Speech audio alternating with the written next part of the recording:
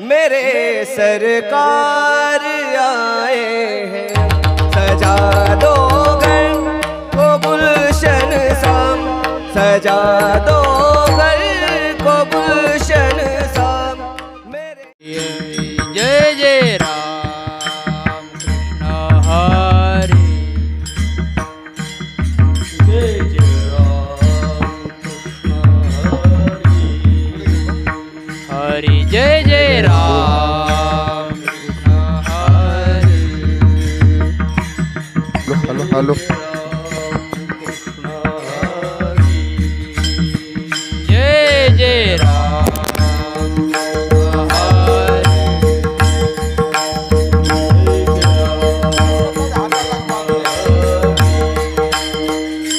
जय जय राम हरे,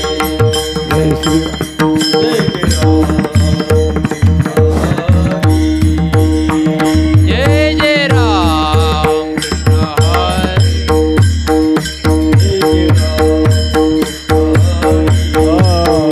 जय जय राम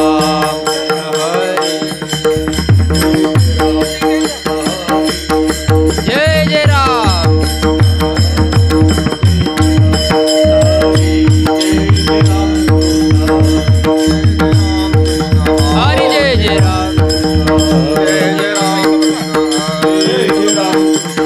जय जय राम हरि, जय जय राम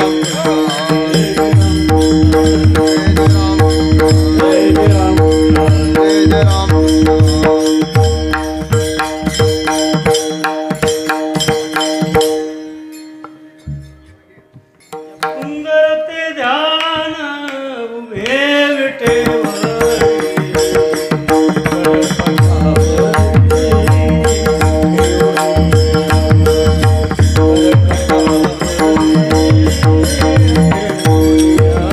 सुंदर ते ध्यान उभे विटेवरी, करकटावरे ठेवलिया, करकटावरे ठेवलिया, तुळसी हार आवडे निरंतर आवडे निरंतर हे दिदार, मकर वृंदाले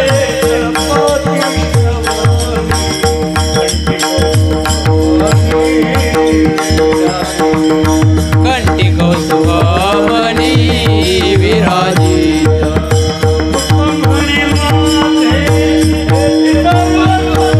तुका म्हणे माझे हेची सर्व सुख,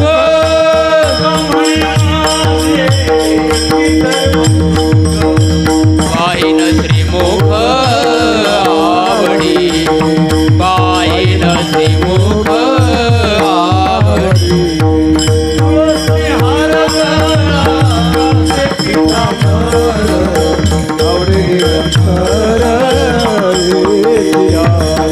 आवडे निरंतर हेची ध्यान, गोपाल कुमाई, गोपाल कुमाई, गोपाल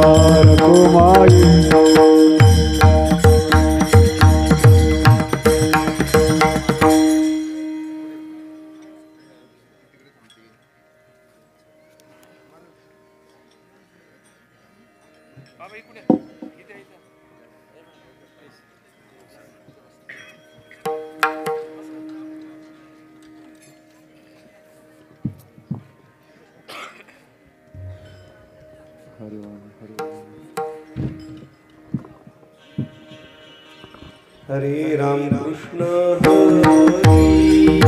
हरे, जय जय राम कृष्ण हरे,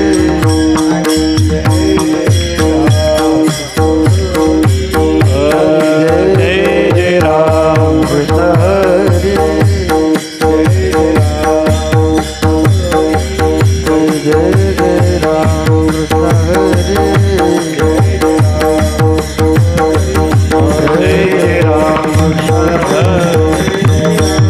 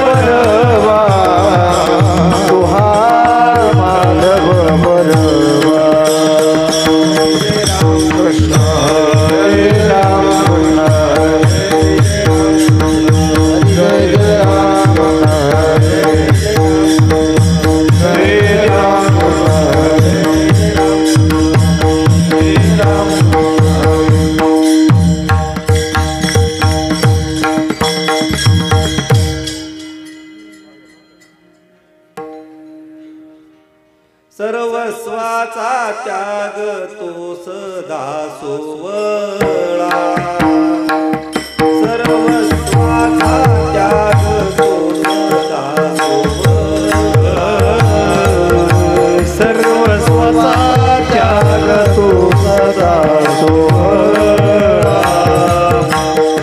सर्वस्वाचा त्याग तो सदा सोवळा,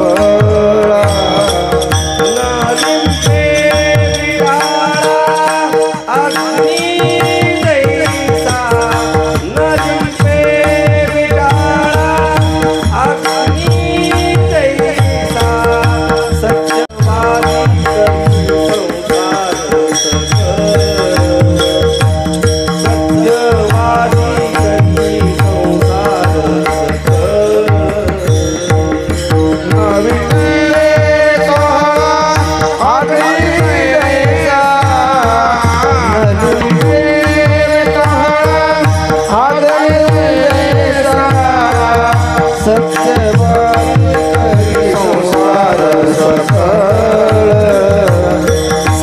सत्यवादी करी संसार सत आदित्य कमळ जळी कैसे आदित्य कमळ जळी कैसे सत्यवादी करी संसार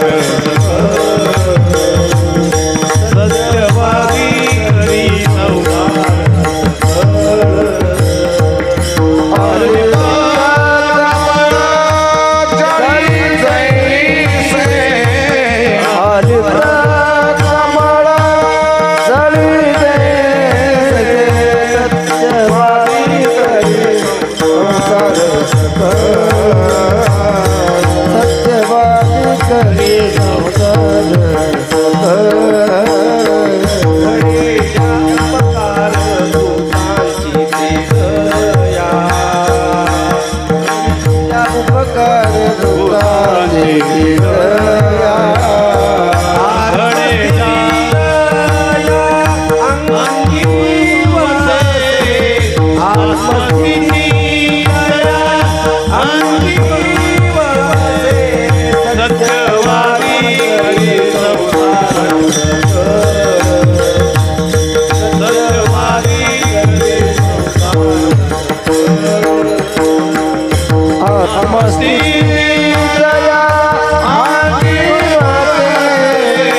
आत्मस्थिती दया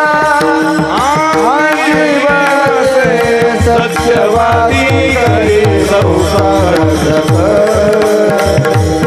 सत्यवादी करी संसार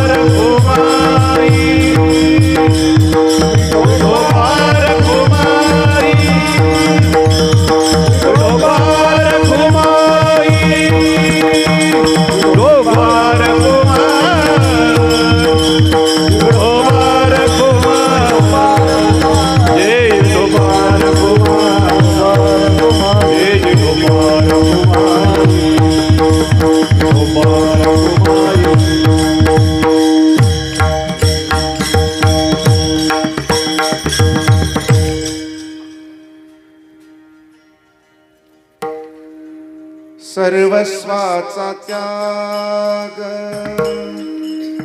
तो सदा सोवळा सर्वस्वाचा त्याग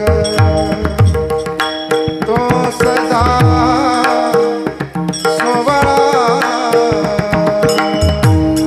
सर्वस्वाचा त्याग तो सदा सोवळा सर्वस्वाचा त्याग तो सदा सोवळा सर्वस्वाचा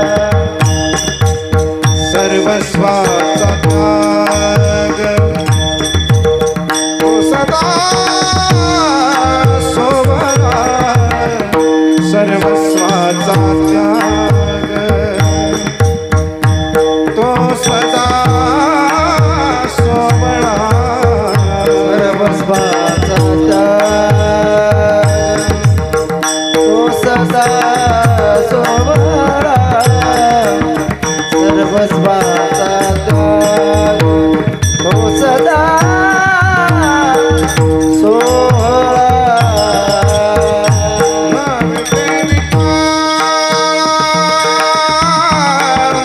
अग्नि जैसा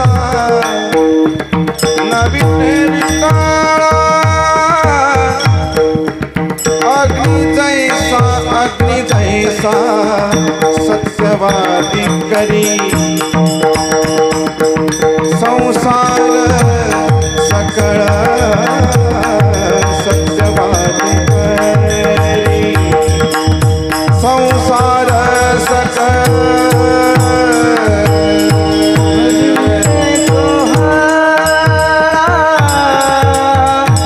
अग्नि जैसा नवीन पेटिका अग्नि जैसा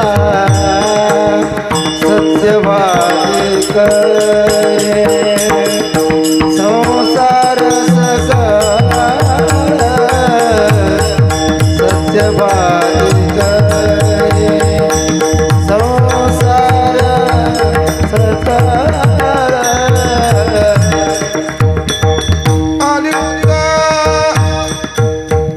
आलिप्त कमळ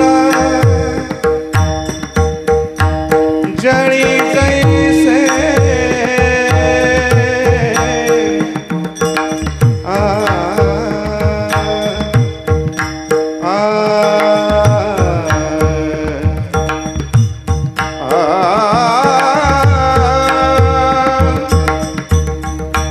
जळी जैसे आलिप्त कमळ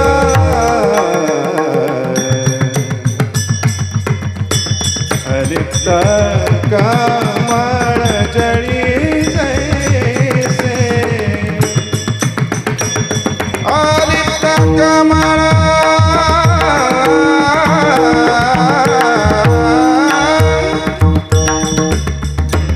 अलिप्त कमळ अलिप्त कमळ अलिप्त कमळ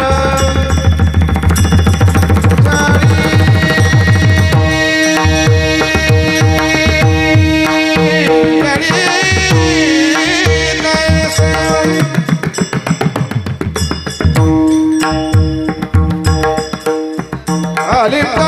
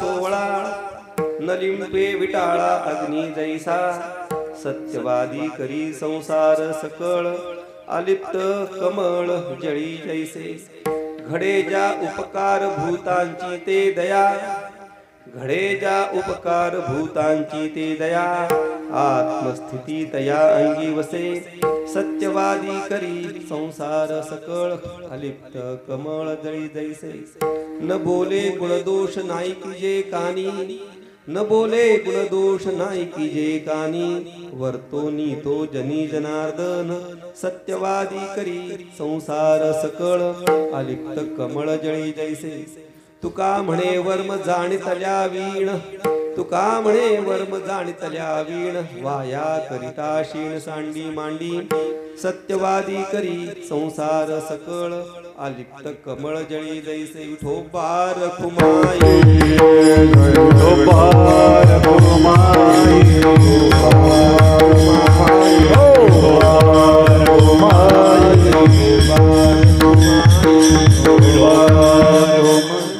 प्रस्तुत हा सेवेसाठी येथील अभंग संत श्रेष्ठ जगद्गुरु तुकोबा यांचा असून या अभंगामध्ये जगद्गुरु तुकोबा यांनी परमार्थामधल्या काही वर्माच्या गोष्टींचं प्रतिपादन केलेलं आहे.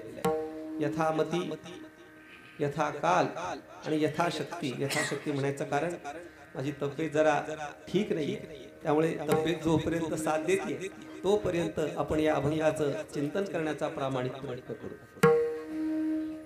पहिल्यांदा सेवेचं प्रवृत्ती निमित्त जरूर घेऊ. हा जो नाम महोत्सव या ठिकाणी सुरू आहे हा आपले तुमचे गुरु माझे ज्येष्ठ गुरुबंधू हरिभक्ती परायण मारुतीबुवा थोरातांच्या चतुर्थ पुण्यस्मरणाच्या निमित्तानं हा नाम महोत्सव या ठिकाणी सुरू आहे. त्यांच्याविषयी बरंच सांगण्यासारखं आहे. त्याचं कारण त्यांचा मी जवळून अनुभव घेतलेला आहे. म्हणजे माझ्या जन्माच्या पूर्वी ते आश्रमामध्ये आले होते. काही वर्ष आश्रमामध्ये राहिले आणि परत आपल्या नोकरीच्या निमित्तानं परत मुंबईला गेले आणि पुन्हा काही काळानंतर स्वेच्छानिवृत्ती होऊन पुन्हा आश्रमात आले आणि पूर्ण त्यांनी आपलं जीवन या परमार्थाला वाहून घेतलं. किंबहुना ते जेव्हा आश्रमामध्ये शिकायला आले तेव्हा बऱ्याच लोकांनी त्यांना विरोध केला. साधारणपणे आळंदीला कशा करता जायचं तर लोकांच्या मनामध्ये असा प्रघात आहे, सगळ्यांचा समज आहे, तो एक सुंदर गोड गैरसमज आहे. काय गैरसमज आहे? आळंदीला कशा करता जायचं तर आळंदीला व्युत्पन्न होण्याकरता कीर्तन प्रवचन शिकण्याकरता जायचं. खरं सांगायचं तर कीर्तन प्रवचन ही शिकण्याची गोष्ट नाहीये. कीर्तन प्रवचन हे बाय प्रॉडक्ट आहे. कसं काय ते आता मी आपल्याला सांगणार नाही जास्त विचार. पण आळंदीला कशा करता जायचं तर कीर्तन प्रवचन शिकण्याकरता आळंदीला जावं असं सगळ्यांच्या मनामध्ये गोड गैरसमज. पण आळंदीमध्ये कीर्तन प्रवचन शिकण्याकरता मारुतीबुवा आले नाही. ते आळंदीला जेव्हा आले तेव्हा ते कीर्तनकारच होते. पण मग आळंदीला आश्रमात कशा करता आले तर माऊली ज्ञानोबा ज्याप्रमाणे सांगतात, थोर पण परा सांडीजे व्युत्पत्ती आघवी विसरीजे. व्युत्पत्ती विसरली पाहिजे, थोर पण सांडलं गेलं पाहिजे. म्हणून आश्रमामध्ये ते थोर पण सांडण्याकरता व्युत्पत्ती विसरण्याकरता ते व्युत्पत्ती विसरण्याकरता म्हणजे काय, कीर्तन प्रवचनकार मी आहे हे विसरण्याकरता ते आश्रमामध्ये आणि ते खरोखर तसं वागले. म्हणजे व्यावहारिक रीतीनेही ते मोठे होते आणि पारमार्थिक रीतीनेही त्यांचा फार मोठा अधिकार होता. व्यावहारिक रीतीने मोठे साहेब इन्स्पेक्टर होते एकदा. आणि आश्रमात ते काय काम करायचे तर आश्रमामध्ये ते मंडप झाडायचं काम करायचं. रोज दुपारी किंवा सकाळी मंडप झाडायचं. एकदा एक गृहस्थ आले आश्रमामध्ये, मुंबईचेच होते आणि मारुतीबुवा कीर्तनकार हेही त्यांना माहिती होतं, ते साहेब आहेत हेही त्यांना माहिती होतं. आणि ते जाता जाता आपल्या मंडपाच्या खिडक्या पूर्वी छोट्या लहान होत्या. ते खिडकीतलं डोकावलं तर मारुतीबुवा झाडत होते. त्याला संभ्रम झाला, अरे हेच मारुतीबुवा आहेत का? मारुतीबुवा असतील तर हे झाडत कसे असतील? हे तर साहेब, हे तर कीर्तनकार, इथे कसं काय झाडत असतील? पुन्हा त्याने आज जाऊन बघितलं तर मारुतीबुवाच मंडप झाडत. ते म्हणत, तुम्ही एवढे मोठे साहेब, एवढे मोठे कीर्तनकार ते झाडताय? ते म्हणले, मी साहेब पण आणि माझं कीर्तनकार पण विसरण्याकरता इथे आहे. आणि असा एक थोर महात्मा, थोर विभूती, त्यांचं पुण्यस्मरण हे आहे. किंबहुना माणूस किंवा जो खरा महात्मा असतो ते थोडा आवाज कमी करा.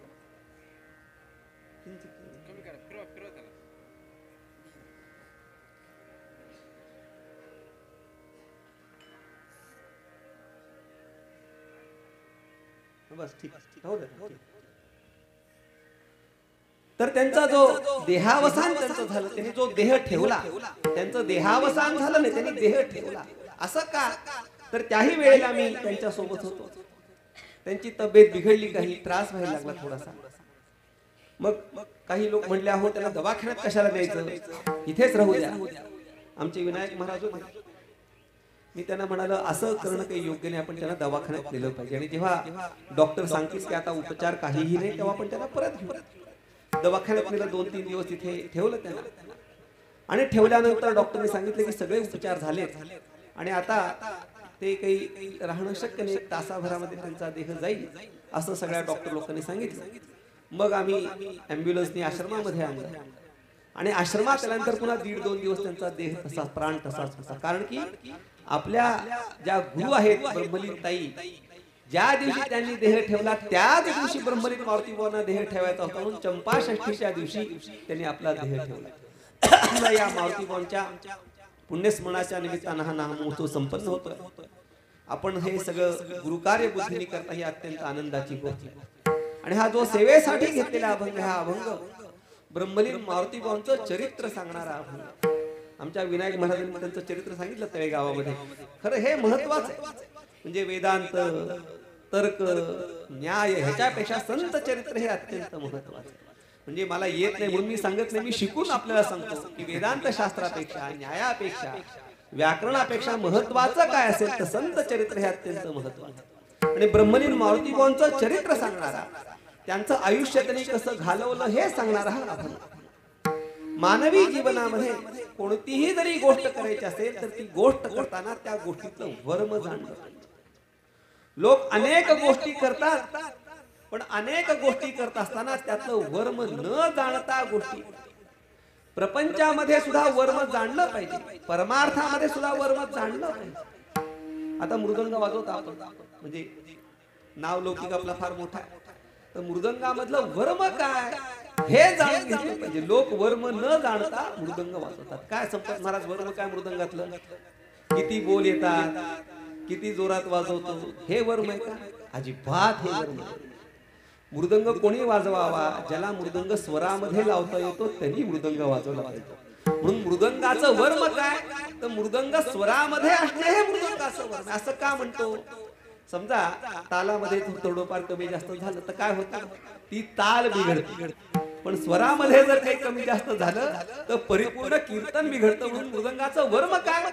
स्वरामध्ये लावणं हे मृदंगाचं वर्म. बऱ्याच गोष्टीत आता एखाद्याला जर मारायचं असेल, जिवंत नाही बरं का, फटके जर द्यायचे असतील तर मार देण्यामधलं वर्म काय? काय संपत्व झालाय की कधी प्रयोग नाही? काय माऊली, तुम्ही क्षात्र संपन्न आहे, तुम्ही सांगायला पाहिजे आम्हाला मारण्यातलं वर्म काय? मार तर दिला पाहिजे आणि वळ तर उमटता कामा नये, हे मार देण्यामधलं वर्म. म्हणजे प्रत्येक गोष्टीमध्ये काही ना काही वर्म. त्याप्रमाणे परमार्थामध्ये सुद्धा काही वर्माच्या गोष्टी. आपण म्हणतो की आम्ही परमार्थ करतो, पण परमार्थ करतो असं म्हणणाऱ्यांना परमार्थ शब्दाचा अर्थ तरी माहिती नाही. अनेकांना परमार्थ शब्दाचा अर्थ माहिती नसताना सुद्धा ते काय म्हणतात? आम्ही परमार्थ करतो. मग परमार्थ शब्दाचा अर्थ तरी आपण जाणला पाहिजे. वर्म पुढची गोष्ट आहे, निदान परमार्थ शब्दाचा अर्थ तरी आपण जाणला पाहिजे. तर परमार्थ शब्दाचा अर्थ काय? तर परमार्थ शब्दाचा अर्थ परम अधिक अर्थ. अर्थ म्हणजे काय? कुठे सूत्र? अरे पुढे बस ना, मारता आलं पाहिजे मला. अर्थ म्हणजे काय? तर अर्थ म्हणजे इच्छा. अर्थ म्हणजे इथे पैसा अर्थ नाही बरं का. तर अर्थ म्हणजे इच्छा. आणि परम अर्थ म्हणजे काय? शेवटची इच्छा.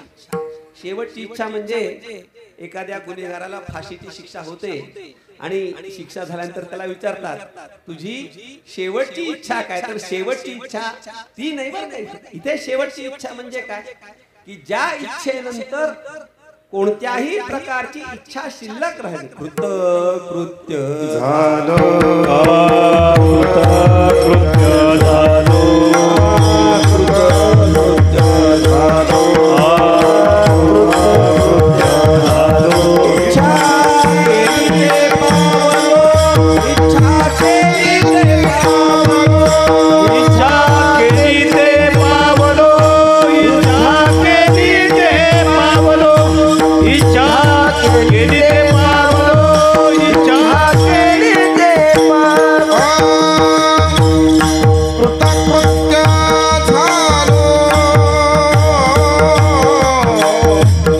इच्छा केली ते पावलो इच्छा केली ते पावलो इच्छा केली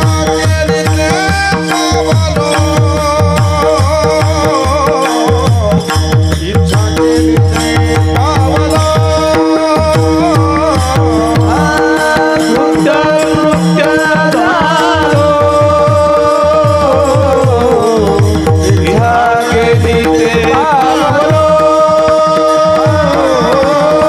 इच्छा केली ते पावलो इच्छा केली ते पावलो इच्छा केली ते पावलो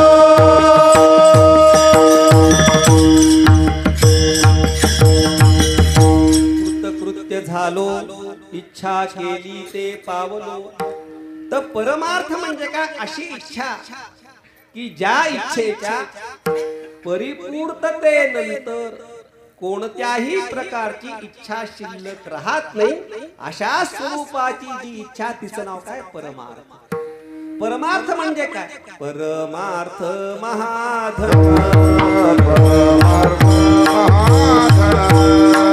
महाधन परमार्थ महाधन देवाचे चरण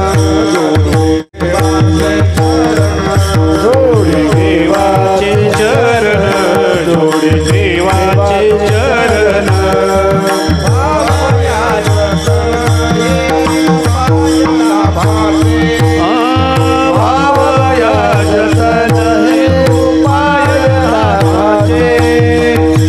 भावया जतन हे उपाय लाभाचे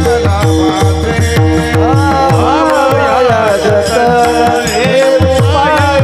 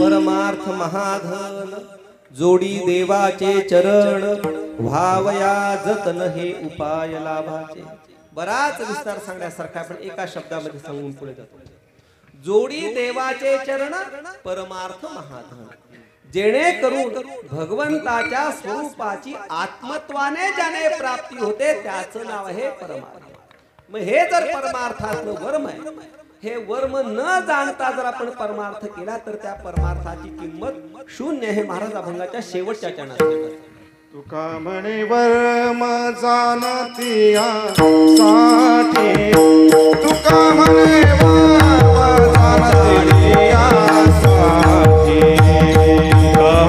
म्हणे वर्म जाणती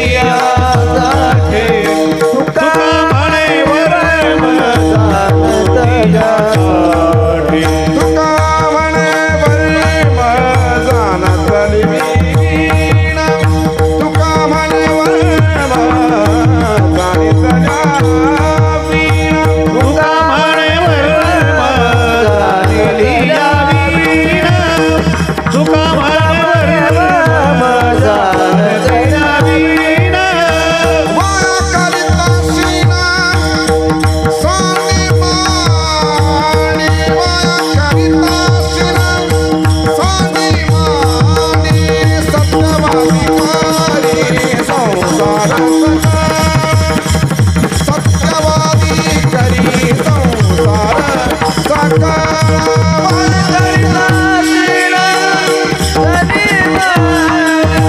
सत्यवादी करी संसार सकाळ सत्यवादी करी संसार सकाळ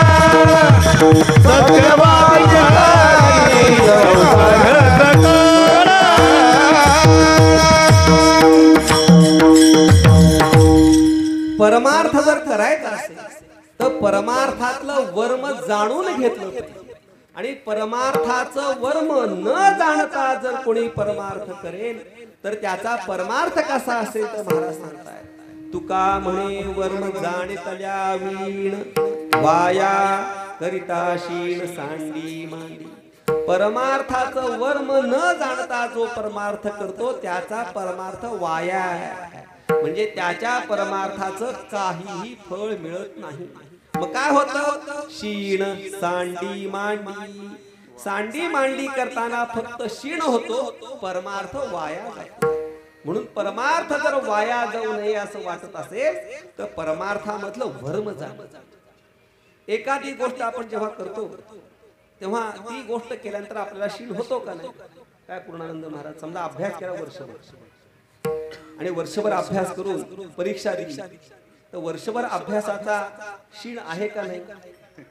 आहे 100% शीण. त्याप्रमाणे आपण परमार्थ करतो परमार्थाचा शीण हा होणारच. पण परमार्थ जर सफल झाला किंवा ज्या व्यवहाराकरता आपण कष्ट घेतले तो व्यवहार जरी सफल झाला तरी शीण होत नाही. भाग गेला शीण गेला अवघा झाला अवघा झाला आनंद अवघा झाला आनंद भाग गेला शीण गेला अवघा झाला अवघा झाला अवघा झाला भाग गेला शीण गेला अवघा झाला आनंद अवघा झाला आनंद अवघा झाला आनंद भाग गेला शीण गेला अवघा झाला आनंद अवघा झाला आनंद अवघा झाला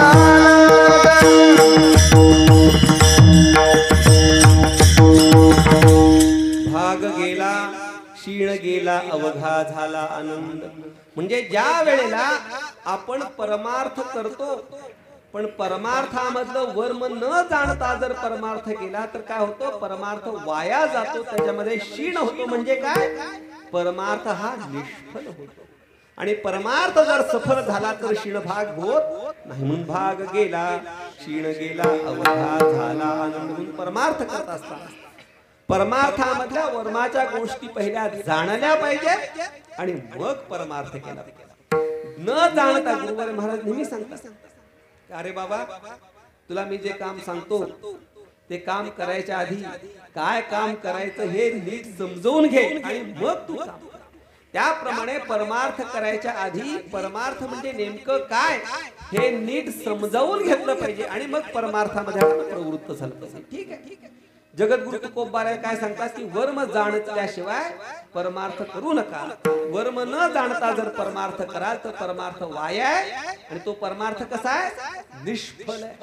मग नेमकं वर्म तरी काय हे जाणून घेण्याकरता जर जगद्गुरु तुकोबारायांना विचारलं तर जगद्गुरु तुकोबाराय परमार्थामधल्या काही वर्माच्या गोष्टी पहिल्या चरणात सांगतात. सर्वस्वाचा त्याग तो सदा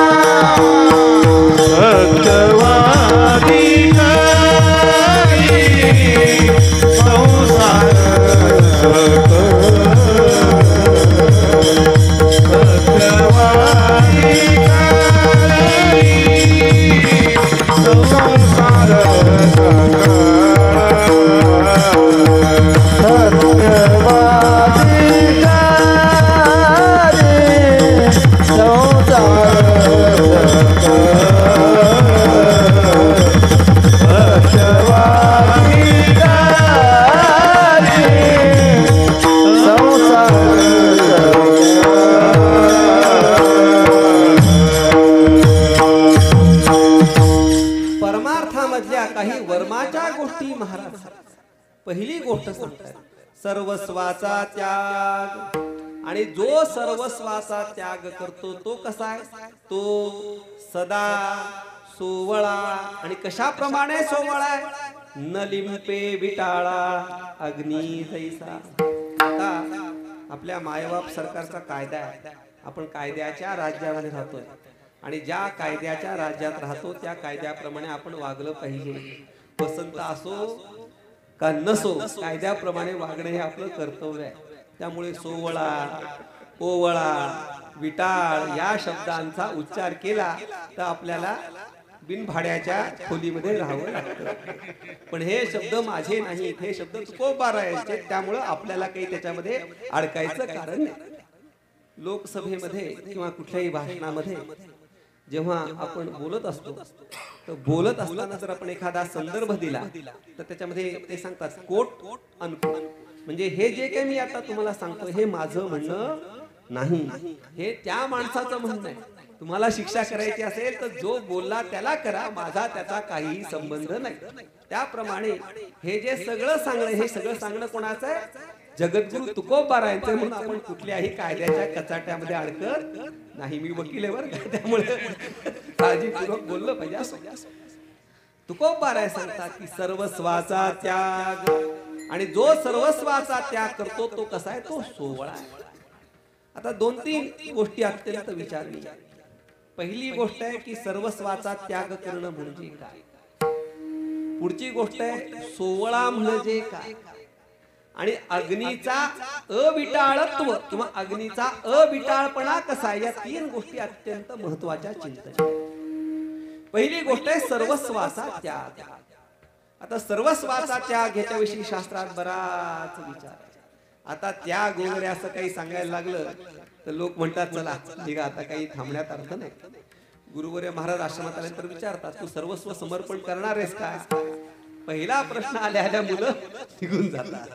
असो म्हणून सर्वस्वाचा त्याग वगैरे आता काहीही राहिलेलं नाही. पण सर्वस्वाचा त्याग केल्याशिवाय खरा परमार्थ घडत नाही. ब्रह्मलीन मारुती बुवांनी सर्वस्वाचा त्याग केलेला होता म्हणून त्यांच्याकडनं खरा परमार्थ घडला. सर्वस्वाचा त्याग म्हणजे काय? काही शिल्लक ठेवत परिपूर्ण समर्पण त्यांनी असे आमचे मारुती बुवा. सर्वस्वाचा त्यागाविषयी सर्वस्वाचा त्याग म्हणजे त्याला शास्त्रीय परिभाषेमध्ये उपरम किंवा उपरती म्हणतात. त्याचं नाव आहे सर्वस्वाचा त्याग.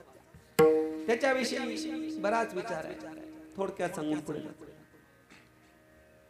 जी परमार्थाची साधना स्त्री धन पुत्र या साधना जो विधीपूर्वक केलेला परित्याग त्याचं नाव आहे सर्वस्वाचा त्याग. ही साधन स्त्री धन पुत्रादी कशाची साधन आहे? काय कशाची साधन आहे? शाबास. या माणसाचं लक्ष बाकी कोणाचंच लक्ष नाही.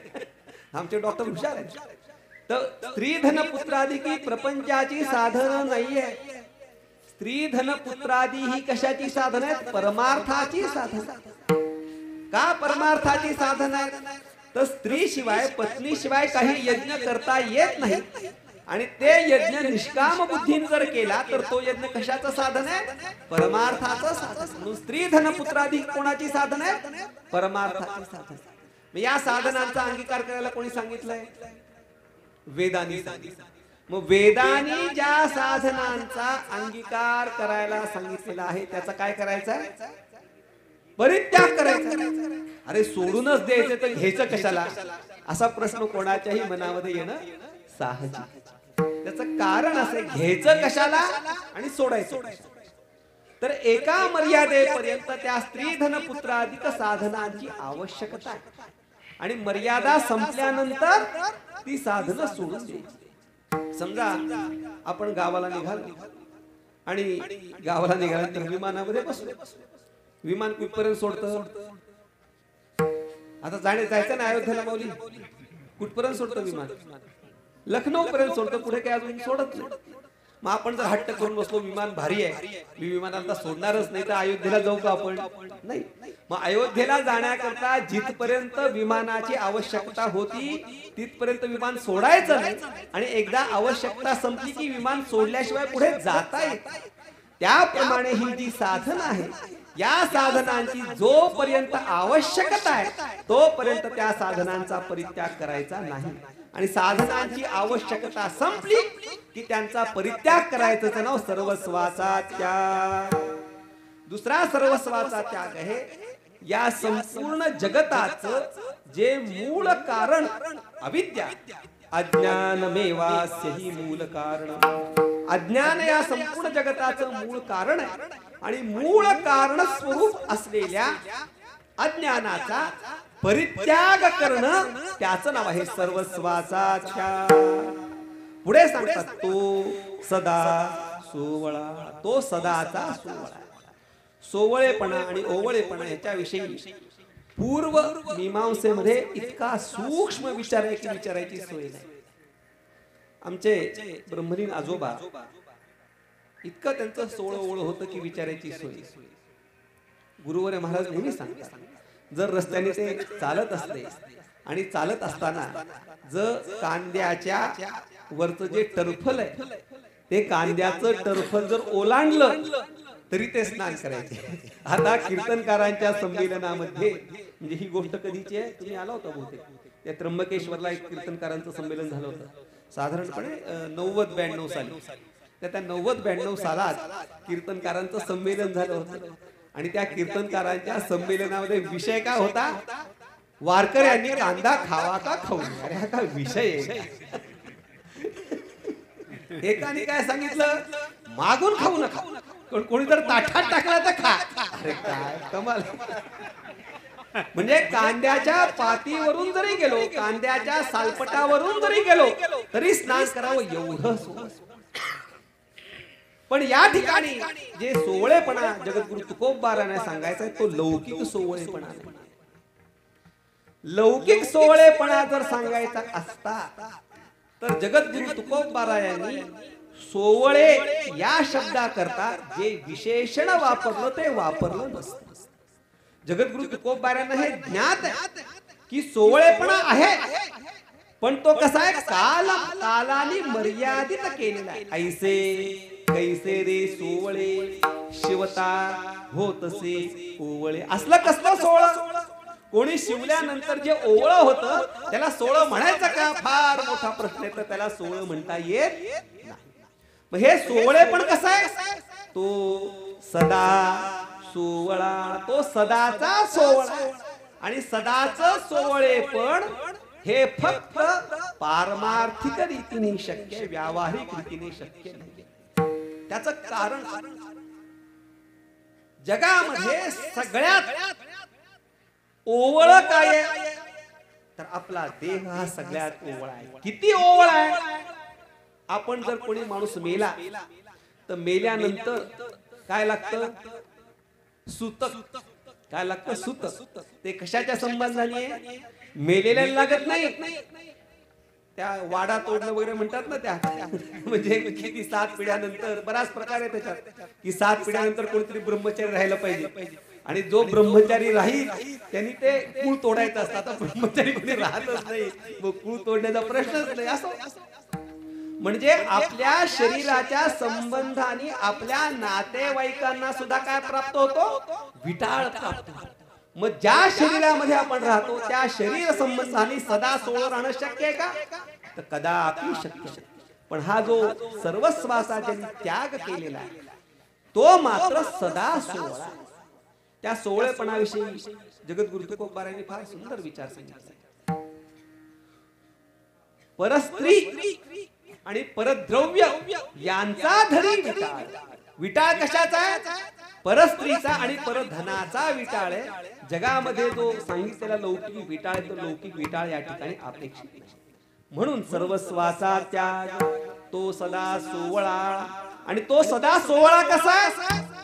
न लिंपे विटाळा अग्नी जैसा. त्याचं सोवळेपण असं आहे की ज्या सोवळेपणाला कधीही कोणत्याही प्रकारचा विटाळ नाही. त्या विटाळाचा पण विचार करणार आहोत. फक्त आता अगोदर अग्नी जैसा याचा आपण विचार. जगामध्ये काही पवित्र गोष्टी आहेत. त्या पवित्र गोष्टींचं सामर्थ्य असं आहे की त्या स्वतःही पवित्र आहेत आणि त्या दुसऱ्यालाही पवित्र करू शकतात. उदाहरणार्थ पहिलं उदाहरण घ्यायचं तर गंगोदक. पवित्र आहे का पवित्र आहे? नक्की काही शंका आहे? बरोबर, गंगोदक हे पवित्र आहे. पण गंगोदकाच्या पावित्र्याला मर्यादा. काय मर्यादा आहे?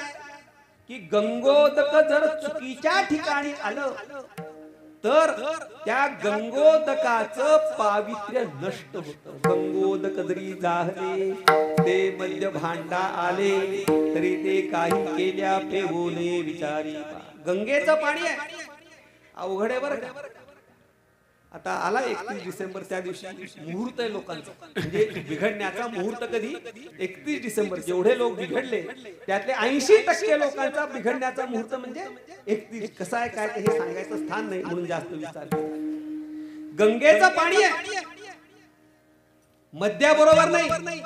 मद्य ज्या भांड्यामध्ये पिलेले त्या भांड्यामध्ये जर गंगेचं पाणी आणलं तर त्या गंगेच्या पाण्याचं पावित्र्य हे नष्ट होतं. म्हणून गंगा ही पवित्र. पण अपवित्र गोष्टीच्या संबंधाने गंगेच्या पाण्याला अपवित्रता येते. पण अग्नीचं तसं नाहीये. अग्नी कशानेही लिप्त होतो. पावक असं त्याचं दुसरं नाव आहे. पावक म्हणजे काय? स्वतःही पवित्र आहे आणि दुसऱ्यालाही पवित्र करण्याचं त्याच्याकडे सामर्थ्य. अग्नीविषयी बराच विचार आहे. सीता मातेचं अग्नीच्या 2 शक्ती. अग्नी पवित्र गोष्टीचा स्वीकार करतो आणि अपवित्र गोष्ट बाहेर टाकतो. म्हणजे अग्नीचं सामर्थ्य काय? की पवित्र करणं हेही सामर्थ्य आहे आणि अग्नीचं दुसरं सामर्थ्य असे की पवित्रता तपासण्याचंही सामर्थ्य कशात आहे? अग्नीमध्ये. माता सीता, बराच इतिहास आहे. ज्या वेळेला लंकेवरून अयोध्येला परत जायला निघाल्या त्यावेळेला लोकांनी शंका घेतली. कोणाबद्दल शंका घ्यावी, कशी शंका घ्यावी, कोणाच्या तोंडाला पण हात लावू शकत नाही. साक्षात श्री रामचंद्र प्रभू लावू शकले नाही तर आपण काय लावू. जेव्हा ती परत जायला निघाली तेव्हा ही पवित्र कशा करणार. मग त्यावेळेला काय केलं, सीता मातेची अग्नी परीक्षा घेतली. आणि अग्नी परीक्षा म्हणजे काय, पावित्र्याची तपासणी केलेली आहे. म्हणजे अग्नीमध्ये दोन शक्ती आहे. पहिली शक्ती पवित्र करण्याची शक्ती आहे आणि दुसरी शक्ती कशाची आहे, पावित्र्य तपासण्याची शक्ती. म्हणून न लिंपे विटाळा अग्नी दैसा. अग्नी ज्याप्रमाणे कोणत्याही विटाळाने अपवित्र होत नाही. आता मी सुरुवातीला सांगितलं आपला देह कसा आहे, अपवित्र. पण ज्या वेळेला त्याला डाग दिला जातो म्हणजे काय, अग्नी दिला जातो, त्यावेळेला तो देह सुद्धा कसा होतो, पवित्र होतो. आता त्या करोनाच्या वेळेला सगळ्यांना ह्याची जाणीव झाली, पुरायचं का जाळायचं ह्याची चांगली सगळ्यांना जाणीव झाली. असो म्हणून अपवित्रतम अशा देहाला पवित्र करण्याचं सामर्थ्य अग्नीचं. ज्याप्रमाणे अग्नीला कोणताही विटाळ होत नाही त्याप्रमाणे ज्यांनी सर्वस्वाचा त्याग केलेला आहे त्याला कोणत्याही प्रकारचा विटाळ नाही. विटाळाविषयी बराच विचार नाही. त्या विटाळ अखंड सोवळी उपाधी वेगळी जाणीवेच्या. फार सुंदर सांगतात त्या ठिकाणी की त्याला विटाळ नाही, तो अखंड सोवळा आहे. आता काय सांगितलं महाराजांनी, काय सांगितलं अगोदर, सदा सोवळा. आणि तिथे काय सांगतायत, अखंड सोवळा. कोण अखंड सोवळा आहे किंवा कोण सदा सोवळा आहे, उपाधी वेगळी जाणीवेच्या. जो जाणीवेच्या उपाधीच्या अतीत गेलेला आहे तो खरा सोवळा. बराच सूक्ष्म विचार सांगू का, संपत्व नको का, जायचं पटकन पुढे. तर उपाधी वेगळे जाणीवेच्या, जाणीवेच्या उपाधीचा त्यांनी परित्याग केलेला आहे. माणसाने जाणीव ठेवावी का ठेवू नये. गुरुवर महाराज जर रागवले तर काय तुला जाणीव आहे का नाही, म्हणजे जाणीव ठेवली पाहिजे का ठेवू नये, काय संपत. वा म्हणजे जाणीव ठेवणं हे माणसाचं एक असाधारण लक्षण आहे. जो माणूस जाणीव ठेवत नाही त्याला माणूस म्हणायचं नाही. पण या ठिकाणी जगद्गुरु तुकोबाराय सांगतायत की जाणीव हा विटाळ आहे. कोणती जाणीव, तर त्या ठिकाणी सांगितलंय मी ब्रह्म आहे अशा प्रकारची जी जाणीव आहे ती विटाळ. खरं जे ज्ञान आहे ज्याला आपण स्वरूपभूत ज्ञान म्हणतो, त्या स्वरूपभूत ज्ञानाकडे जाताना वृत्तीचं सहाय्य घेऊन आपल्याला त्या स्वरूपभूत ज्ञानाकडे जावं लागतं. वृत्ती त्या ठिकाणी असणारं अज्ञानाचं आवरण निवृत्त करते आणि अज्ञानाचं आवरण निवृत्त केल्यानंतर त्या वृत्तीला निवर्त्य असं काही उरत नाही. म्हणून ज्ञाने कीर्तिमुखत्व केली, अज्ञाने ज्ञान नेलिया, ज्ञाने कीर्तिमुखत्व केली. ज्ञानामुळे अज्ञान निवृत्त झाल्यानंतर त्या ज्ञानाला निवर्त्य असं काहीही शिल्लक न राहिल्यामुळे ज्याप्रमाणे त्या कीर्तिमुखाने संपूर्ण जगताला खाऊन टाकून शेवटी खायला काही शिल्लक राहिलं म्हणून स्वतःच शरीर खाल्लं, त्याप्रमाणे ज्ञान हे स्वतःहून निवृत्त होतं. आणि जर ज्ञान स्वतःहून निवृत्त झालं नाही तर ते खरं ज्ञान नाही असं निश्चित समजावं. त्याच्याकरता बराच मौलींनी विस्तार सांगितलाय. रसौषध कसं आहे की रसौषध रोगाला निवृत्त करून स्वतःही निवृत्त होतं. परवाच आम्ही पाठामध्ये हा विषय काढला की व्यसन आहेत बऱ्याच प्रकारची, कशी आहेत काय आहेत, बराच मोठा अभ्यासाचा विषय. ते तंबाखू नावाचं व्यसन आहे किंवा सिगरेट बिडी हे एक व्यसन आहे. तर सिगरेट बिडी किंवा तंबाखू खाल्ल्यानंतर काय होतं, तर त्या म्हणजे अनुभव मला नाही, लोकांना विचारतो नेमकं काय होतं तुम्हाला बाबा, तर ते म्हणतात आम्हाला किक बसते. काय किक बसते, किक बसते काय काय बरोबर ना डॉक्टर, किक बसते. तर किक बसते म्हणजे अनुभवी लोकांना विचारा, आपल्या शब्दातीत किक बसणं त्याचं वर्णन आपण शब्दामध्ये करू शकत. तर ते किक बसते म्हणून ते खातात तंबाखू. मग तंबाखू सोडवण्याकरता तर किक बसते म्हणजे काय तर त्या तंबाखूमध्ये एक निकोटीन नावाचं एक द्रव्य आहे आणि त्या निकोटीन नावाच्या द्रव्यामुळे आपला मेंदू उतरा कनेक्शन तुटतं म्हणजे आपल्या शरीराचं आणि मेंदूचं काही सेकंदापुरतं कनेक्शन तुटतं आणि ते कनेक्शन तुटणं म्हणजे किक बसणं कशाचं भान राहत नाही. मग ते कशामुळे घडतं तर त्या तंबाखूमध्ये निकोटीन नावाचं एक द्रव्य असतं त्यामुळे घडतं. मग आता नवीन शोध काय करतात तंबाखूचं व्यसन सोडवायचं मग काय करायचं तर त्या निकोटीनच्या गोळ्या आणि त्या निकोटीनच्या गोळ्या दिल्या की तंबाखूची आठवण आली की ती निकोटीनची गोळी खायची. मग तंबाखूनी जो होणारा परिणाम किक बसणं ते कशाने बसतंय त्या गोळीने बसतंय. मग तंबाखूचं व्यसन सुटलं निकोटीनच्या गोळीचं व्यसन लागलं मग काय उपयोग शेवटी. मग त्याप्रमाणे जे ज्ञान अज्ञानाला निवृत्त करून जात नाही ते खरं ज्ञान नाही. म्हणून उपाधी वेगळी जाणीवेच्या जाणीव ह्या सगळ्यात मोठा विकार.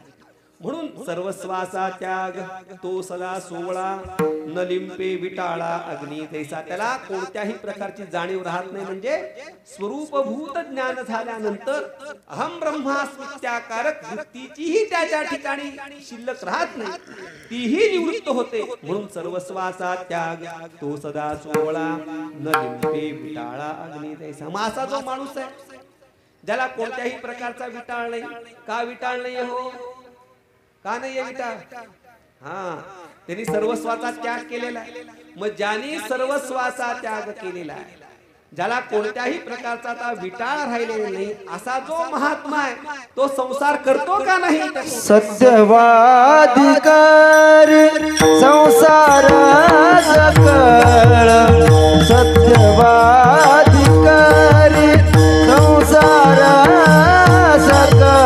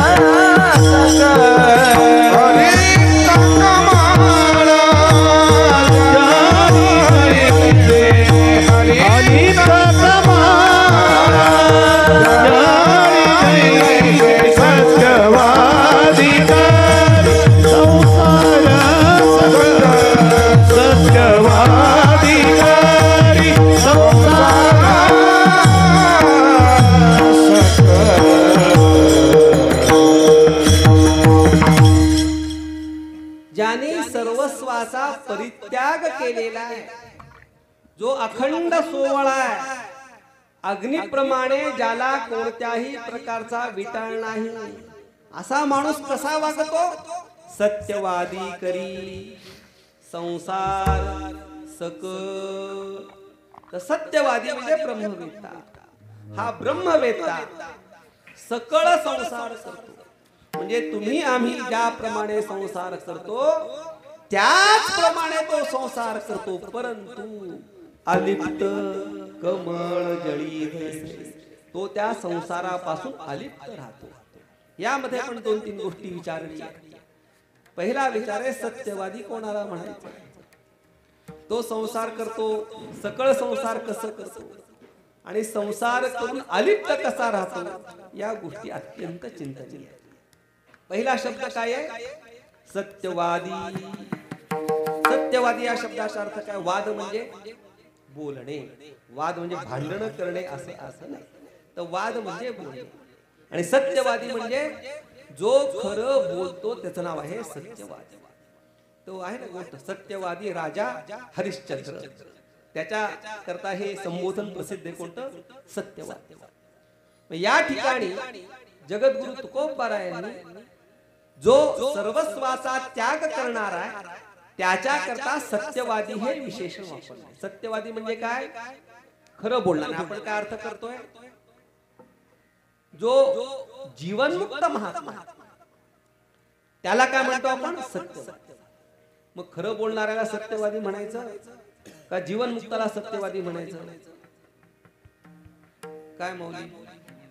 का का का सत्यवादी का म्हणायचं? सांग. तू खरं बोलतो खोटं बोलतो? खरं बोलतो. ठीक आहे, खरं बोल. कधी कधी विशेषण महत्वाचे असतात.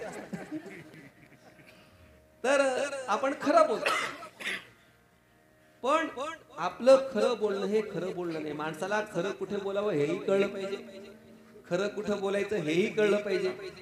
पुढचं नाही सांगायचं. तर आपण खरं बोलतो, पण आपलं जे खरं बोलणं आहे ते खरं बोलणं नाही.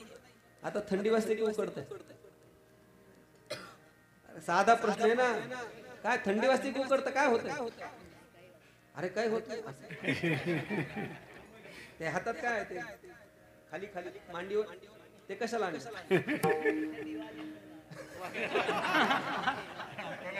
मग आता उकडतंय म्हणजे थंडी वाजत नाही एवढं तर निश्चित. मग आता जर बाहेर गेला मग थंडी वाजते खरे का वाजत नाही हे खरंय?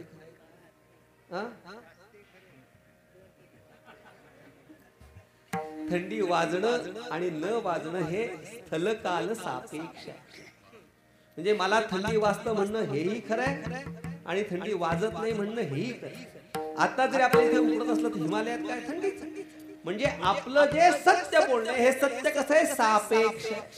एकदा सत्य खरं असतं तर तेच सत्य थोड्या वेळाने खोटं होतं. मग जे सत्य खोटं होतं त्याला सत्य म्हणायचं का? अजिबात म्हणायचं. म्हणून आपण जे बोलतो ते कसं आहे? सत्य नाही. आपलं सत्य कसं आहे? सापेक्ष आहे. जगतामध्ये सत्य काय आहे? सत्य तू सत्य तू सत्य तू सत्य तू सत्य तू सत्य तू सत्य तू सत्य तू सत्य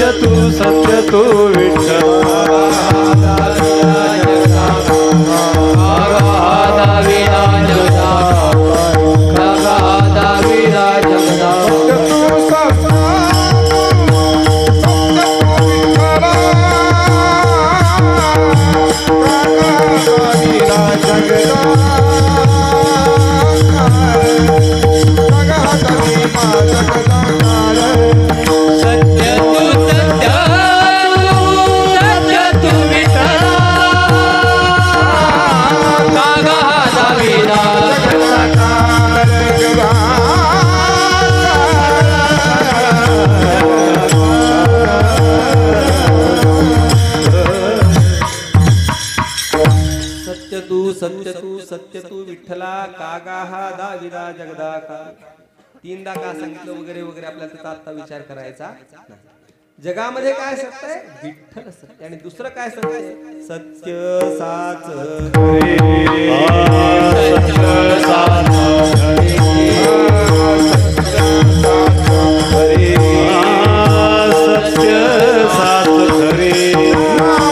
Oh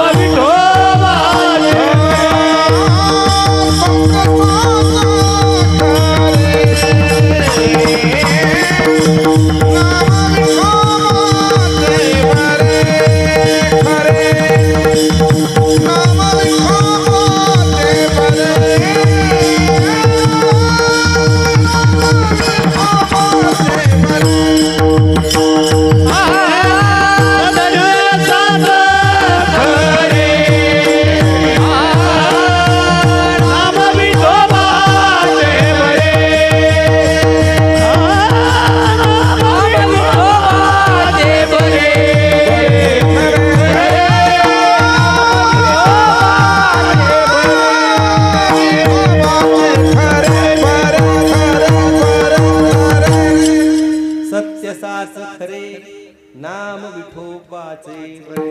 म्हणजे विठ्ठल हा खरा आहे, विठ्ठल हा सत्य आहे आणि विठ्ठलाचं नामही सत्य. आणि पुढे सांगतात नाम विठोबाचे बरे. तर बरा हा शब्द जो आहे ना, कसा आहे बाबा, माणूस हा बरा आहे. बरा आहे म्हणजे सर्वसाधारण आहे. पण या ठिकाणी तसा अर्थ नाही बरं.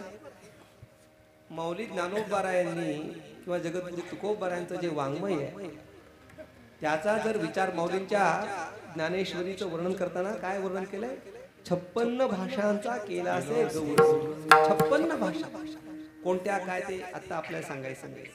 पण बरा हा शब्द उत्तम या अर्थाचा आहे. काय उत्तम, सर्वोत्कृष्ट त्याचं नाव बरा. एक घडलेली गोष्ट सांगतो.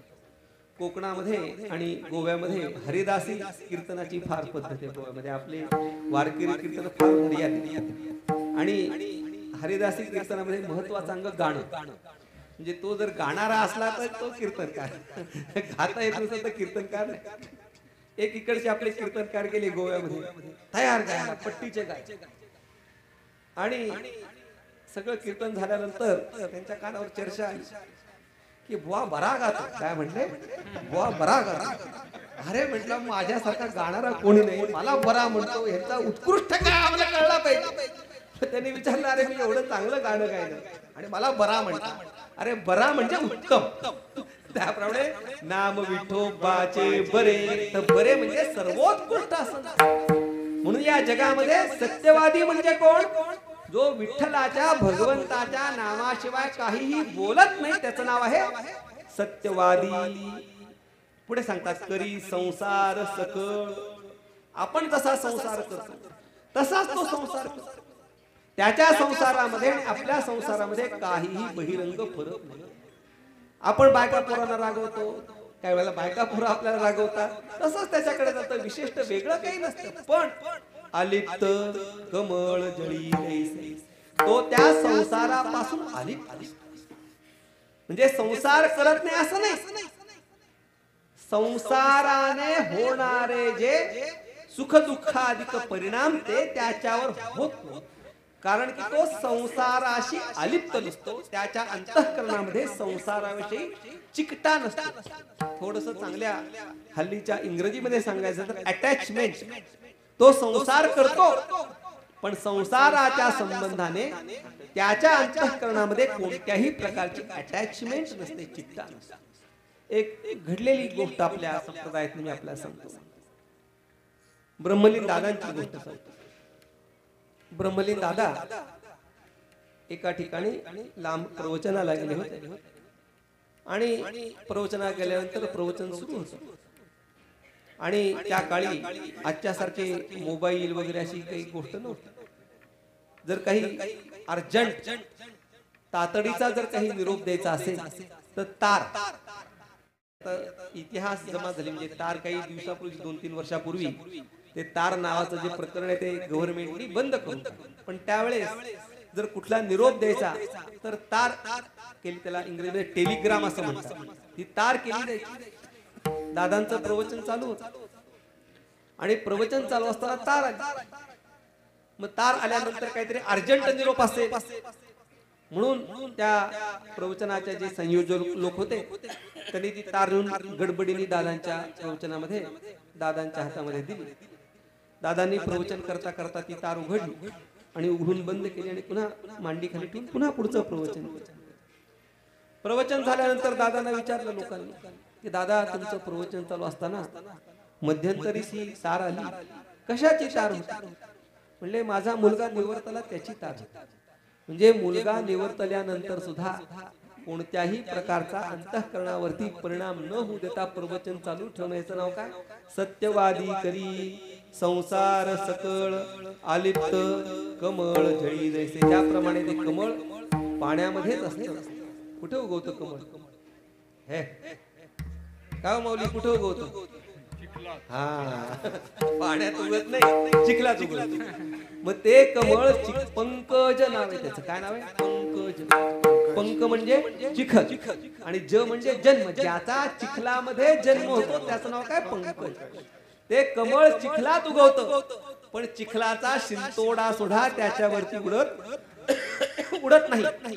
त्याप्रमाणे कमळ ज्याप्रमाणे जळामध्ये राहून अलिप्त असतं त्याप्रमाणे हा जो सत्यवादी आहे हा ब्रह्मवेत्ता आहे. हा ब्रह्मवेत्ता सकळ प्रकारचा संसार करतो पण कशानेही तो लिप्त होत नाही. म्हणून सत्यवादी करी संसार सकळ अलिप्त कमळ जळी जैसे घडे ज्या उपकार भूतांची ते दया आत्मस्थिती तया अंगी वसे न बोले गुणदोष नाही की जे कानी वर्तोनी तो जनी जनार्दन तुका म्हणे वर्म जाणितल्या वीण वाया करिता शीण सांडी मांडी सत्यवादी करी संसार सकळ अलिप्त कमळ जळी जैसे. अभंगाचा भावार्थ झालेला आहे असं समजून संप्रदायपूर्वक भजन करू आणि राहिलेल्या वेळेच्या मर्यादेमध्ये खरं तर आपली कीर्तनाची वेळ संपलेली आहे गणिताने, कारण 7 ते 9 अशी वेळ होती.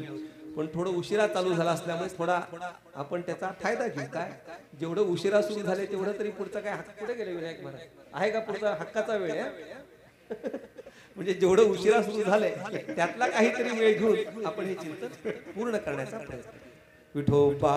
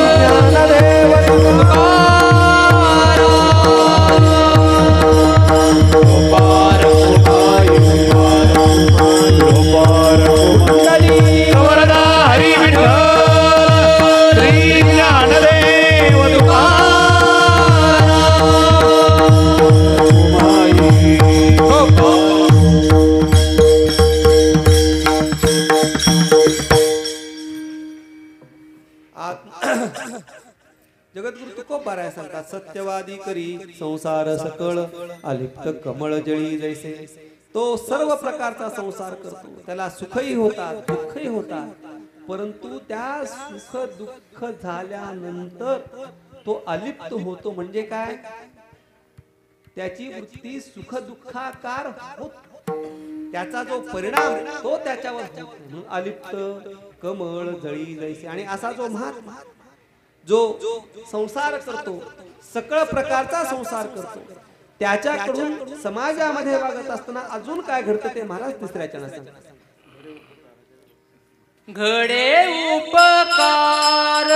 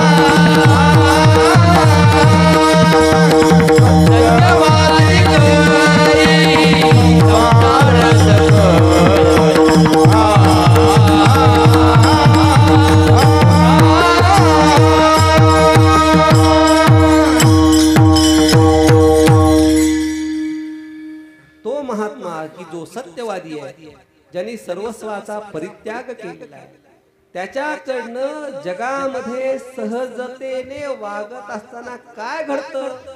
घडे ज्या उपकार भूतांची ते दया, आणि हे सगळं करत असताना आत्मस्थिती तया अंगी वसे. तो जनसामान्यांवरती उपकार करतो, तो जनसामान्यांवरती दया करतो. दयेविषयी आणि उपकाराविषयी बराच संत वाङ्मयामध्ये आणि उपनिषदामध्ये सुद्धा बराच विचार आलाय. दया कशाला म्हणायचं, उपकार कशाला म्हणायचं, संत वाङ्मयात पण बराच विचार. सरे ज्याचे दान त्याचे कोण उपकार, ज्याचं दान संपतं त्याच्या उपकाराची किंमत शून्य. मग खरा उपकार काय? हरी तुका म्हणे उरी नुरे, तुका म्हणे उरी नुरे, उरी नुरे, तुका म्हणे उरी नुरे.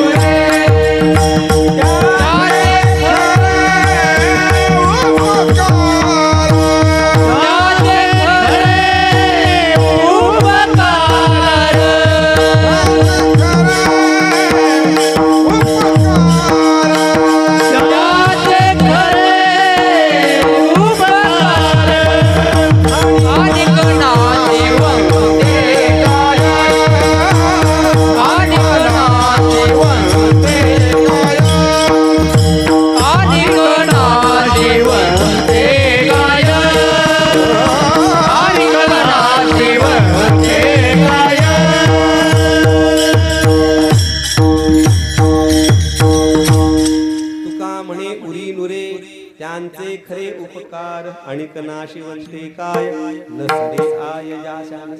म्हणजे उरी नुरवणारा तो खरा उपकार आहे. उरी म्हणजे काय, नुरवणं म्हणजे काय, आता आपल्याला वेळ नसल्यामुळे त्याचा विस्तार करत. म्हणून घडे ज्या उपकार, पुढे सांगतात भूतांची ते दया. तो उपकार का करतो? त्याच्या ठिकाणी भूतांच्या विषयी दया असते. आपण जी लोकांवर करतो ती दया आहे का स्वार्थ आहे?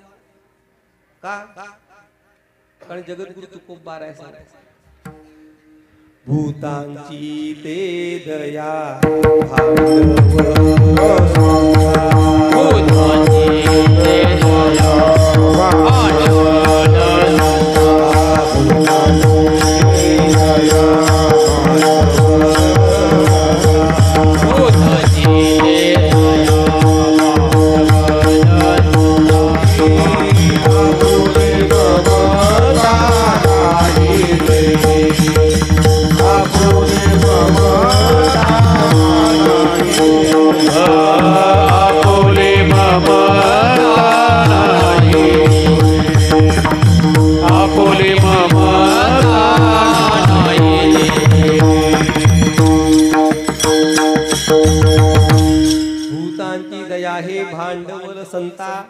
एवढं महत्वाचं नाही, त्याच्या पुढे महत्वाचं आहे काय? आपुली ममता नाही देही. त्यांच्या ठिकाणी त्यांच्या देहाविषयी तादात्म्य नाही. जोवरी नाही निरसला देह तोवरी हे अवघे संसार. जोपर्यंत देह तादात्म्य निवृत्त होत नाही तोपर्यंत आपण दया करू शकत नाही. त्याचं कारण काय? देह तादात्म्य असणं आणि दया करणं ह्याच्यामध्ये संबंध आहे का काही? काय सुखदेव आहे का नाही? देह तादात्म्य असणं आणि दया करणं ह्याच्यात काही संबंध आहे का? काय आत्माराम काय आहे म्हटलं की सांगलं का? सांग. देह तादात्म्य संपन्न माणूस ज्या वेळेला दया करतो ती केलेली दया देह तादात्म्याच्या संबंधाने असते. आपला जो फायदा करून देतो त्याच्यावरतीच तो दया करतो, सामान्यांवरती तो दया करत नाही. एक गंमत सांगतो. आपल्या लोकसभेचे खासदार होते, नाव फक्त सांगत नाही कारण की हे नाव घ्यायची जागा आहे. गुरुवर्य महाराजांच्या खूप जवळचे संबंध, खूप अत्यंत घनिष्ठ संबंध. ते आळंदीला आले आणि महाराज म्हटले मी आता मंत्री झालोय, तेव्हा तुम्ही मला काहीतरी काम सांगा. तर गुरुवर्य महाराज म्हणाले की हे मौलींचं सिद्धबेट आहे, मौलींच्या वास्तव्याने पवित्र झालेली भूमी आहे, त्याचं तुम्ही काहीतरी संरक्षण संवर्धन करून तिथे मौलींना साजेसं असं काहीतरी तुम्ही तिथे करा. ते म्हणाले मी हे तर केलं असतं, मलाही ते आवडेल, पण तुम्ही जे काम सांगताय ना ते माझ्या मतदारसंघात सांगायचं. हे जर मी सिद्धबेटाचं काम केलं तर मला मतं मिळणार नाही. मी माझ्या मतदारसंघातलं सांग, म्हणजे लोक दया करतात पण जिथे आपला फायदा आहे तिथे. पण खरी दया कोण करतो? ज्याची देहासक्ती निवृत्त झाली तो खरी दया करतो. आपुली ममता नाही. अशा प्रकारे घडे ज्या उपकार भूतांची ते दया. बराच विस्तार सांगण्यासारखा पण एवढंच बस. भूतांची ते दया. आणि हे सगळं करताना महत्वाचं काय? आत्मस्थिती दया अंगी वसे. एक गंमत अशी घडते की लोकोपकार करताना जगतावर दया करत असताना आत्मस्थिती मात्र सुटून जाते. एक गंमत सांगतो तुम्हाला की जगामध्ये बिघडलेल्या लोकांची जर आपण गणना केली तर बिघडलेले लोक कोण आहेत? जे समाजाचं प्रबोधन करणारे लोक आहेत त्यांचीच मुलं बिघडली. प्रमाण त्यांचं जास्त. का असं घडतं?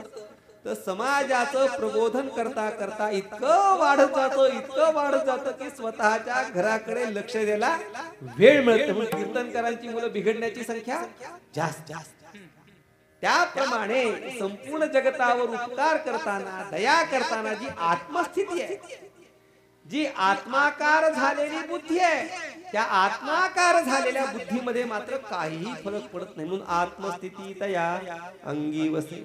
तो सगळा संसार करतो, आपल्यासारखाच संसार करतो, तो त्याच्यामध्ये अलिप्त राहतो, तो भूतांवरती दया करतो, सगळ्यांवरती उपकार करतो. आणि दया आणि उपकार करताना आत्मस्थितीमध्ये त्याच्या काही फरक पडत नाही. असा माणूस लोकात वागताना अजून कसा वागतो त्या चौथ्या चरणात. न बोले गुण दोष नाही जो कानी. न बोले गुण दोष न ऐके जो कानी. न बोले गुण दोष नाही जो कानी. न बोले गुण दोष न ऐके जो कानी.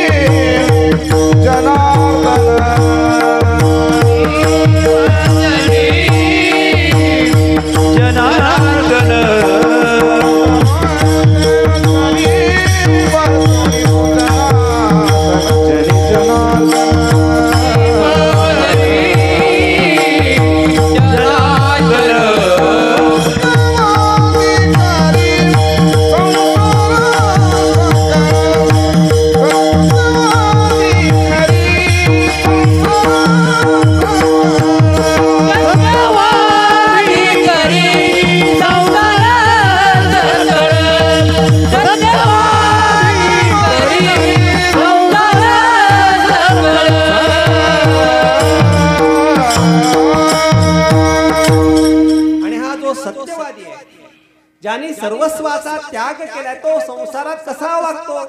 न बोले गुणदोष नाही कीजे कानी. आणि असा असल्यामुळे तो कसा आहे? वर्तो नीतो जनी जनार्दन. मौली ज्ञानोबरायांनी परमार्थाच्या अधिकाराविषयी वर्णन करताना सांगितलंय सुमनू आणि शुद्धमती. पुढे काय सांगितले? आनंद. म्हणजे कोणाचे गुणही सांगत नाही आणि दोषही सांगितले. न बोले गुणदोष. गुणदोष का सांगू नयेत, कशा करता सांगू नयेत, त्याचा होणारा परिणाम काय, याचा मीमांसेमध्ये बराच विचार. पण हा जो ज्ञानी महात्मा तो कोणाचे गुणदोष बोलत नाही. पुढे सांगतात नाही की जे कानी. बोलणं हे आपल्या हातात आहे, हो का नाही मौली? काय बोलायचं हे आपल्या हातात, पण काय ऐकायचं ते आपल्या हातात आहे. आता तुम्ही आनंदाची गोष्ट की सगळे सांप्रदायिक चाली म्हणणारे लोक म्हणजे कीर्तनापेक्षा चाली ऐकायला. पण कित्येकदा असं घडतं की कीर्तनाला गेल्यानंतर चाली अशा असतात विचारायची सोय. सगळ्या उडत्या चाली, सिनेमाच्या चाली, खूप त्रास होतो.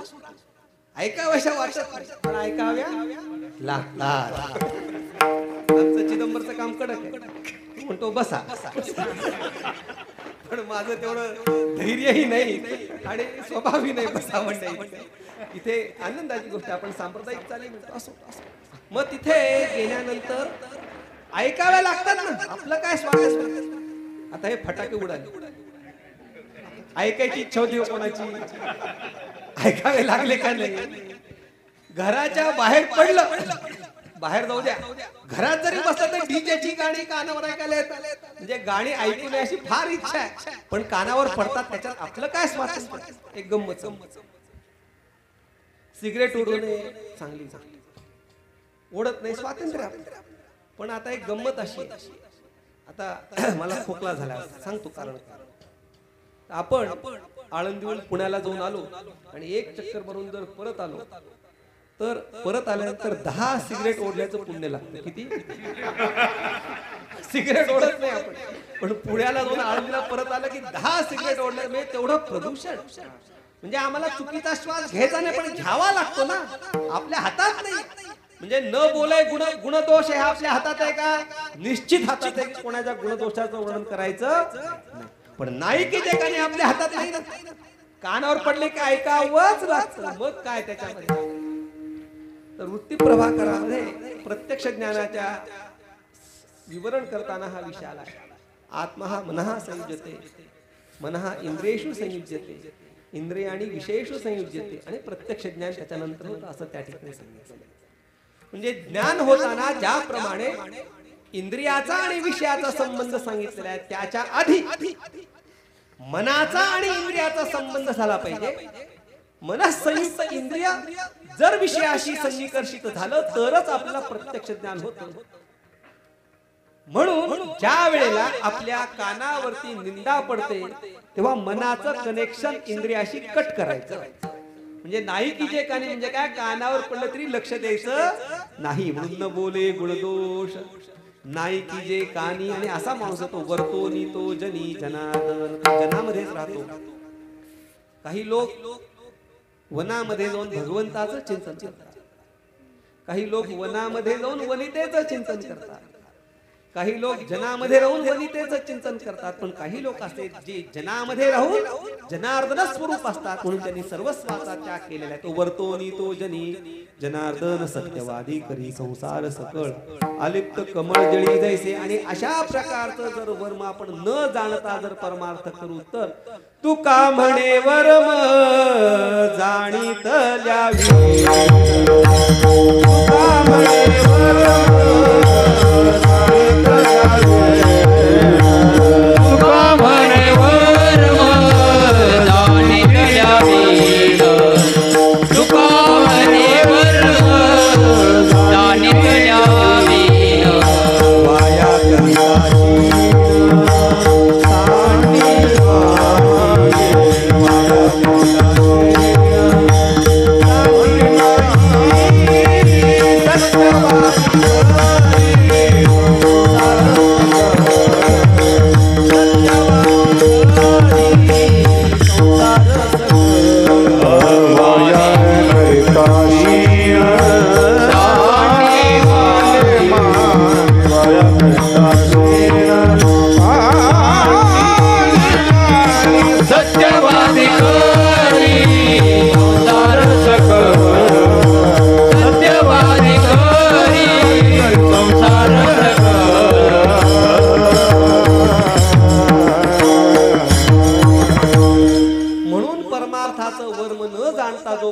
करेल तो तुका म्हणे वर्म जाणितल्या वीण वाया करिता शीण सांडी मांडली.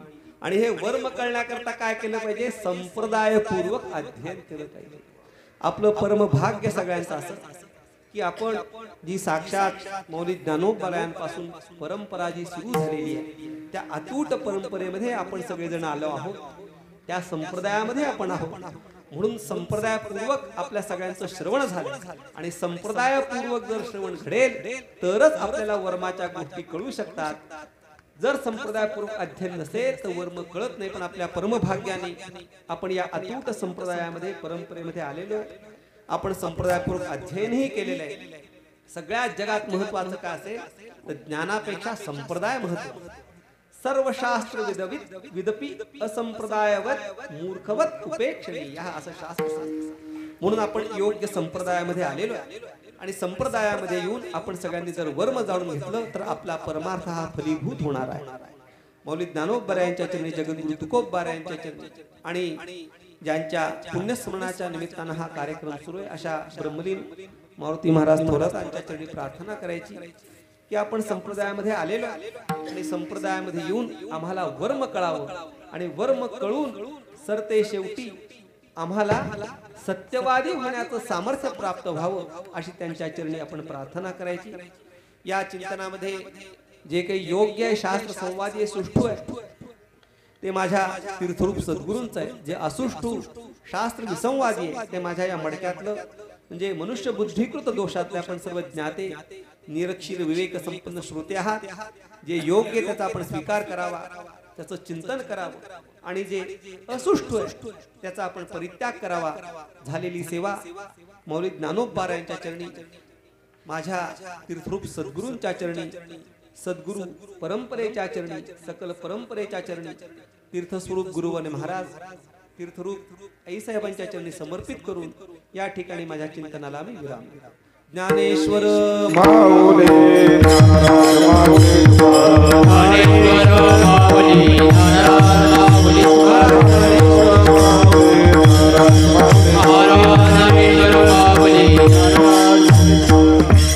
कामने वर माझा तुका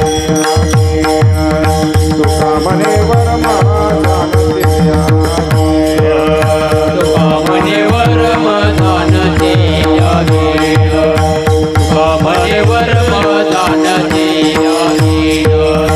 वाया करिता शिण सांडी माने वाया करिता शिण सांडी माने सत्यवादी करी संसार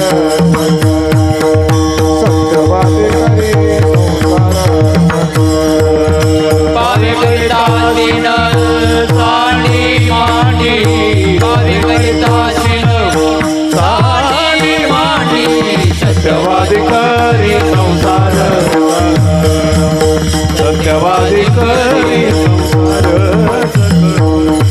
अलिप्त कमळ जळी तैसे अलिप्त कमळ जळी तैसे जळी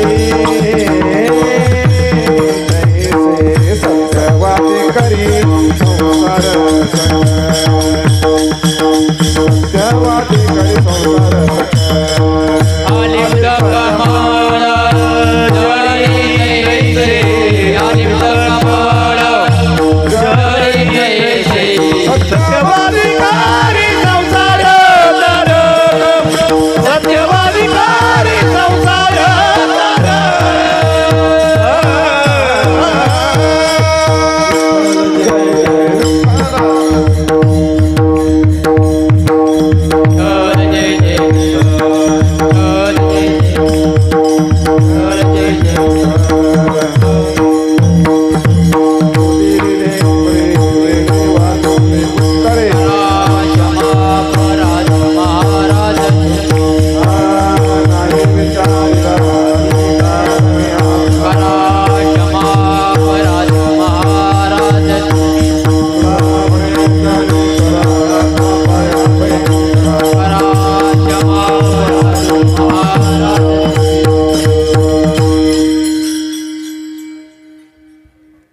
एक 2 मिनिटं कोणी उठायचं नाही बरं का.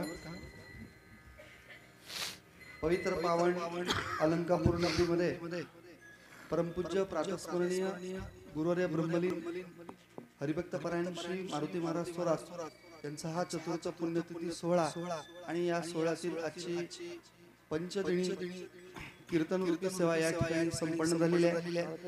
परमपूज्य गुरुवर्य डॉक्टर यशोधन महाराज साखरे आपल्या अमृतमय रसाळ वाणीतून आज या ठिकाणी ही कीर्तन सेवा